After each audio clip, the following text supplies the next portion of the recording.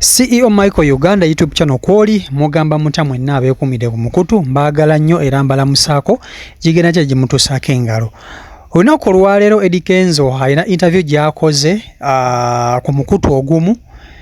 n'agamba nti we yali akyali mu Firebase yakola ennyimba nnyingi ng'akyali under Bobi Wine management. Eddie Kenzo muyina ngenda kuba nti ate nkutuusako interview n'ebigambo byayogedde. Naye Eddie Kenzo agamba nti ayagala kutwala Bobi Wine mu kkooti olw'okuba nti yabbanga ennyimba ze ng'akyali mu Firebase. Era naye kyamwewuunyisanga okuba nti Bobi Wine ng'omukulu ate ayoza atya mu nnyimba z'omwana gw'atendeka okuyimba. Bibadde bigambo bya Eddie Kenzo. Njagala nkutuuseko interview ya Eddie Kenzo. Wakatambika Eddie Kenzo omwewulirireko njagala video no giraba okuvira ddala wetandika mpaka wesembayo. Ayina kyati video jimpere like esokuba nti ate etambulira ddala ku speed ey'amangu YouTube egisobola okuba nti ate girecommendinga mu bantu abalala abeetaaga okuba nti ate balaba information eno. Kakati kankutuuseko Eddie Kenzo ng'omuwulira ng'agamba nti ayagala bwenkanya olwa Bobi Wine okuba nti yabbanga ennyimba ze n'aziddamu. Eddie Kenzo oyo never been admitted to Firebase.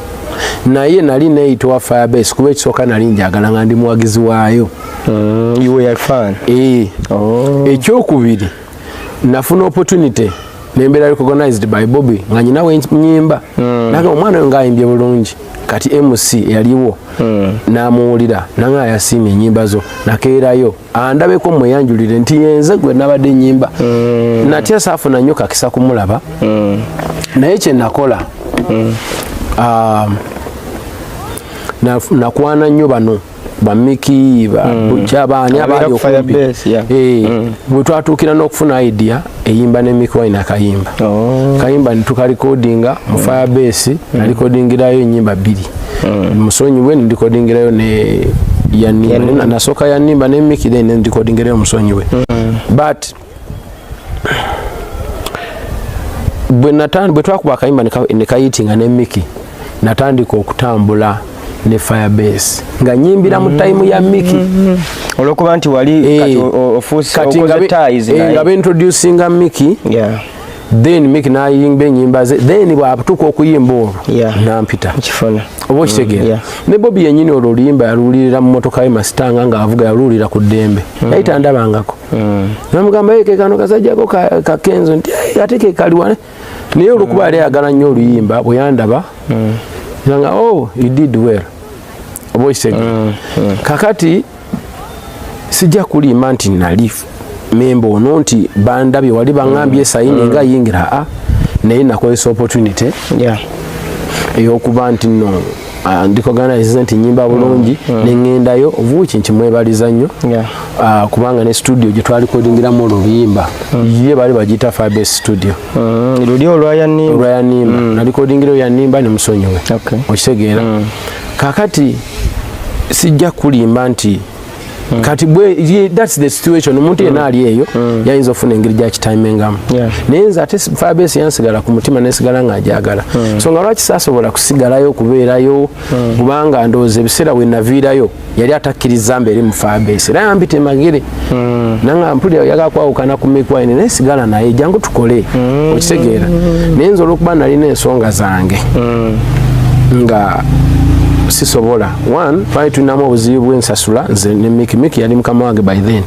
nga bwe tumala okuyimba wabaawo butali butuufu ekyo sijja kimunenyeza ensi bweyita ate ffenna twali bato naye waliwo obusonga kati for example nayimba oluyimba olwo sonyiwa munno bw'aba yeetonze kansooke na luno naye nze kyensaba yandimbuulidde eyo gye yagenda yafunayo omundi gye wayimba ne Mick ino kulanga mukama waffe ayimbye if you renew a promise I will never did a lie strings nengamba kama waffe aleka yafunyemuka inspiration mu luno oluyimba ne lumunyumira ekyo nenkireka kubanga olaba olulwe nga n'oluno olwaffe if you renew a promise yanimba naye nze kyensaba yandimbuulidde kamunyumira kuba kamunyumira nnyo mba ndi awo nyimbye kamusonyiwe ng'ayimba nasonyiwa muno baba yetonze yewo omusonyiwe yandumanyi nokula naye afunye afulumiza omukyala bwabanga yetonze nenga kati no wandivaawo emitawaana kati nga nyina okwesega mu katono kati ate omukulu enyimba wezamunyumiranga ng'akubamu ebivuga naye ate enyimba nzikolera mu studio ye kati nga ndowooza kuba eri iyi studio wayagala wagibeerera ye boss ate nga bw'abanga kali yakiyagiramu akantu aye nakana agezeemu akantu kitegeeza nja kuleeta tuni nyingi abemu tetumalize nga you understand tutagala kwesikana bakulu ekyo ne mbaviira ne ntandika ebyange you understand kamunyumira kuba kamunyumira nnyo mba ndi awo nyimbye kamusonyiwe ng'ayimba nasonyiwa muno baba yetonze yewo omusonyiwe yandumanyi nokula naye afulumiza omukyala bwabanga yetonze nenga kati no wandivaawo emitawaana kati nga nyina okwesega mu katono kati ate omukulu enyimba wezamunyumiranga ng'akubamu ebivuga naye ate enyimba nzikolera mu studio ye kati nga ndowooza kuba eri iyi studio wayagala wagibeerera ye boss ate nga bw'abanga kali yakiyagiramu akantu aye nakana agezeemu akantu kitegeeza nja kuleeta tuni nyingi abemu tetumalize nga you understand tutagala kwesikana bakulu ekyo ne mbaviira ne ntandika ebyange you understand so kati awo simanyi omuntu alaba eyo ayinza simanyi bweyinza ovaayo bikusobedde n'okutya kubanga okutya kwa buntu n'okwagala okuuma ebinajja mu maaso oba oliawo kubanga oyinza oba nga wali ndowooza tolina nnyo nnyo era bwe navaayo awo twasikanye omuguwa bingi nnyo ebyabaawo nga baagala okukomyawo ebingi ebyabaawo nnyo nga biyita bapulezidenti b'amarediyo nga biyita mu bannamawulire biyita mu ba DJ bisinza kujja kuteeka wano mu mpewo because one I appreciate the fact that nafunirayo platform kati obwo obutono obwayitamu obuleka ofunirayo entandikwa olwo okeera n'okola big talent bw'ovaayo otandikirawo big talent natandikirawo amaanyi ogajjawa kubanga n'okubanga ebyensasula tebyali birungi n'ovaayo out of fear n'okwerinda bagamba okwerinda si buti ojjawo amaanyi n'okuyiiya amangu ennyo n'ogamba let me start up big talent one nze nali wanjawulo kati nga bwolaba nti Firebase eyo yali of Jamaican influenced of Patois gangster badman what kati nze ate nali wanjawuloko nze nga njagala nnyo ebintu by'okubeera classic I've always been a classic man. Nganyonzo okubeera clean, smelling good, you know. Okwefa. Chiwowo kyava. Njagala nganyo okujja ku stage. Omuntu alabe ngo omuyimbi azze. A superstar. Yeah. Kati ngate nze am of that nature. Kati nentandika okulanga. You know kubanga nenzimba ekintu kyange nenzija nfuna attention y'abantu abagala that kind of lifestyle ngate balina mu kusente ne bampagira nnyo ne batandika okunzimba ne batandika okunsupportinga okitegeera ne ntandika okurecording one fight tunamo obuzibu bw'ensasula nze ne Miki yali mukama wange by then nga bwe tumala okuyimba abaawo butali butuufu ekyo sijja kimunenyeza ensibu etate fena twali bato naye waliwo obusonga kati for example nayimba oluyimba olwo sonyiwa muno baba yetonze kansooke na luno naye nze kyensaba yandimbuulidde eyo gye yagenda yafunayo mundi nde wayimba ne Miki ino kulanga mukama waffe ayimbye if you renew a promise you renew a promise I will never did a lie strings nengamba kama waffe aleka yafunyemuka inspiration mu luno oluyimba ne lumunyumira ekyo nenkireka kubanga olaba olulwe nga n'oluno olwaffe if you renew a promise I knew a promise yanimba naye nze kyensaba yandimbuulidde eyo understand kamunyumira kuba kamunyumira nnyo mba ndi awo nyimbye kamusonyiwe ng'ayimba nasonyiwa muno waba yetonze yewo omusonyi we yandumanyi nokula naye afunye afulumiza omukyala bwabanga yetonze nenga kati no wandivawe emitawaana kati nga nyina okwesigamu katono kati ate omukulu enyimba wezamunyumiranga ng'akubamu ebivuga naye ate enyimba nzikolera mu studio ye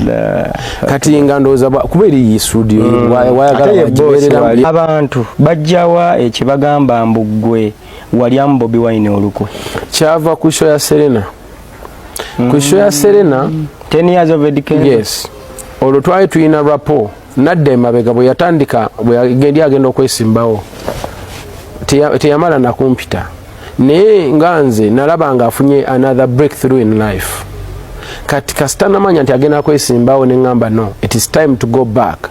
and I give back to this man kubanga na recordingira mu studio ye biki opportunity akasoka nakafuna nga let me go back and support kati nenzirayo mukubirako zizi campaign okisegeera kati bwe yajja wano mu show ku 10 years 10 years nayagala muyire ebimuli bingi for branding him nga nyina ekifaananyi kyenjagala okulaga ensi kubanga bebitibwa bangi abaaliwo n'ensinga etunulidde nga njagala abantu bamujje mu kifaananyi kino kye bali bamulamiramu nti abo nga njagala kati kati namuyire ebimuli bingi nnyo so kati abantu bwe batapinga awo ne batanenga nayongeramu ebintu bingi nnyo okusobola okubanga afuna weight yes ate nga byonna byaliwo in presence of so many people including bebekulu namuyita nga njagala mugatta naye ekifaananyi ekyo era abantu bakirabe nti omusajja ono kati akuze is going to be a honorable takyali mu byantaloona nga kyenjagala okulaga kubanga it was impactful yes kati abantu akavidiyo ako ke batema ne bakomyawo olw'obutakwatagana bwenyina naye kati nze ndowooza nyinza okukozesa ekigambo bagoba agulina omuntu bwolaba abantu nga basamba omupiira mu kisaawe atalina mupiira tebamubaako naye agufuna gwe bagendako kyandinewunyisiza nyo infact nga tebanjogerako ako kandibadde kabadi kapya but most of the times abantu tebatera kubeera nnyo creative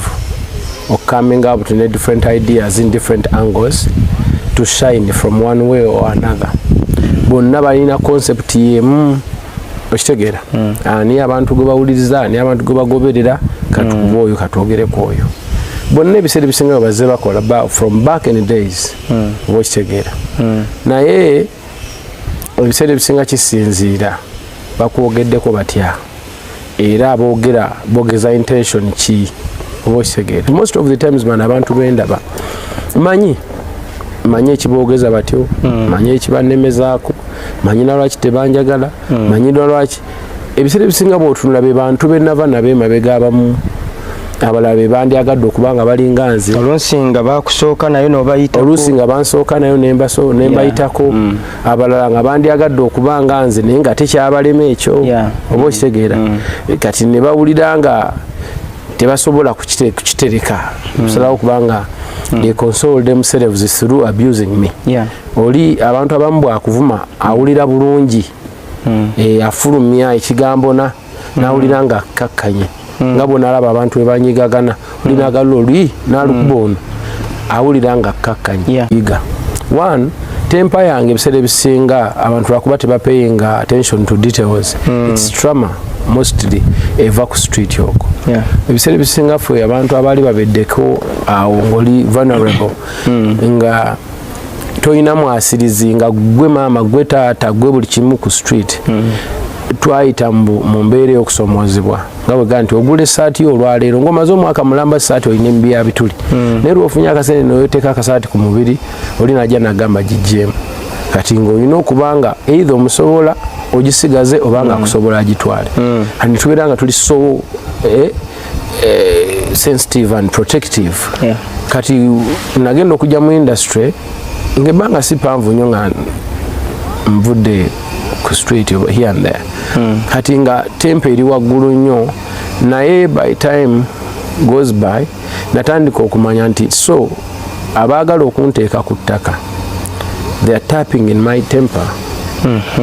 to triggeringa to put me down kuba nabalaba nga bankyokoza each and every day ng'ekigendererwa kyabwe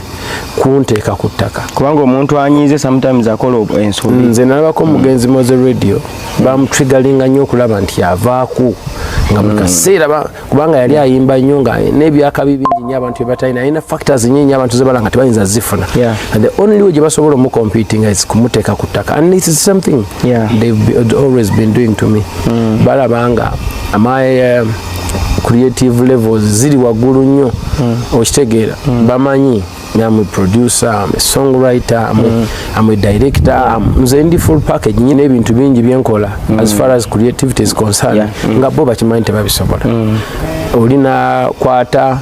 oba weakness yo nabanga jakwata naye nga yerabidde strong point yo ekufudde kyoli yekyatasobodde nakutuukako kati ye ne babeera nga baga kati omusajja ono waliwo byalina bo baba babimanyi kubanga bo bali mu field yemu ate omuwagizi atasobola butamanya ne bagamba engeri erukaliso omunafu yamu ezikuvaayo ne tumuteekako propaganda ne tumusiiga kala embi so that naffe tubaako babikola nnyo that comes after go okugaana okubaanukula not even ne bwoba obaanukudde kubanga ekigendererwa kyabwe kuvaayo okubaanukula but still ne bwoba oganye okubaanukula aba balina okulemezaamu lwa nsonga bw'ote bwe batakwogerako ne basirikira ddala jjukira gw'osigala ogenda kuba ekyokola okimanyi kati gy'okoma okugenda waggulu bawulira defeat ng'eyongera okubatuula mu mitima because bo bennyini babeera baali baagala bakunafuye oveeyo weerege nabo babeeko kye bafuna bw'ogaana okusiba osirika n'otabaddamu jjukira gw'osigala ogenda kati gy'okoma okugenda bawulira nga defeat ye batula era baba balina okudda so that is something that cannot stop today or tomorrow zino embeera mukyaziwulirira ddala nga abantu batwogerako batukuba propaganda batusiiga colors embi here mu ngeri emu oba endala because abamu nno munnange bazibu oli nagayo twebaza mukama okubanga bigambo bye bikyava otherwise abalala ayinza n'okukuba essaso bayinza okukugulira oba bino ebintu tubirabyeko